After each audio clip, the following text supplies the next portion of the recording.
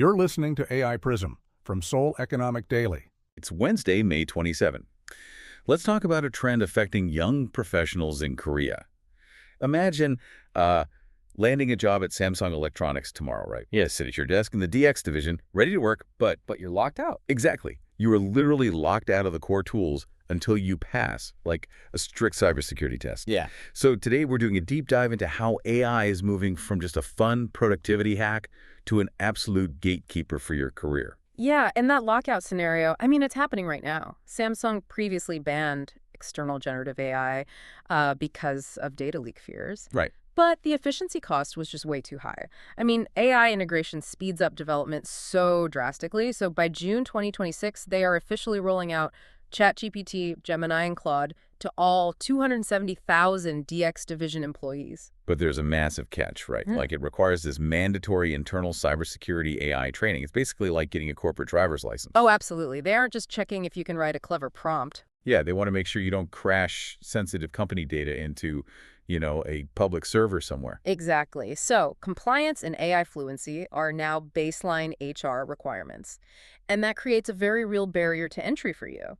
Like if corporate Korea is building a wall where AI certification is the entry code. A young job seeker has to figure out how to get that code before even getting an interview. Right.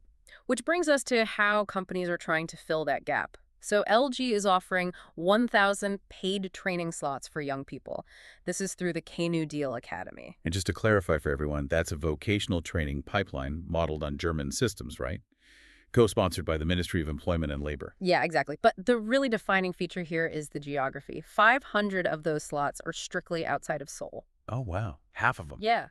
Because historically, getting decentralized entry into a massive cable, those huge family-controlled conglomerates, that's been incredibly rare for regional talent. Right, so this creates a direct pipeline into tech that bypasses the capital entirely. But, okay, while tech giants are actively training humans to use AI, heavy manufacturing is fighting, like, the physical version of it, robots. Yeah, the hardware side of things. We'll look at the current standoff at Hyundai Motor.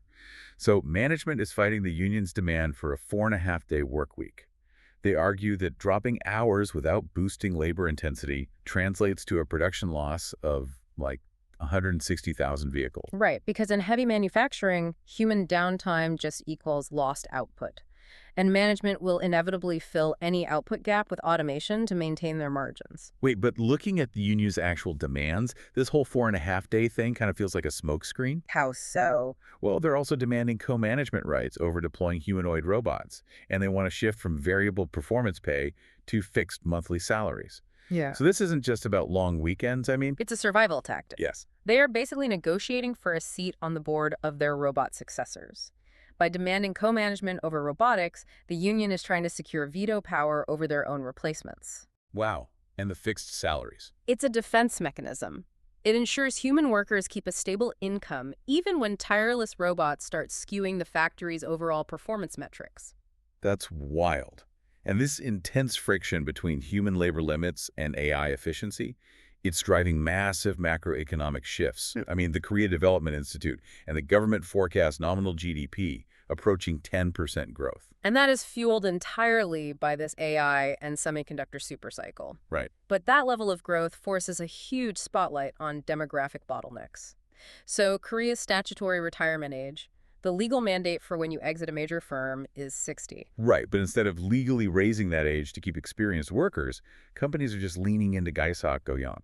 Which, for those who don't know, is the practice of rehiring those retirees on shorter, much lower paid contracts. Yeah, it lets corporations keep experienced labor at a discount without the long-term legal burden of a higher retirement age. Exactly. But for you, the early career professional, keeping older workers on contract means senior roles just stay occupied. It creates a total structural bottleneck. It delays the whole junior promotion pipeline. Yeah, so younger workers face delayed promotions, crazy AI skill prerequisites, and the looming threat of automation in manufacturing.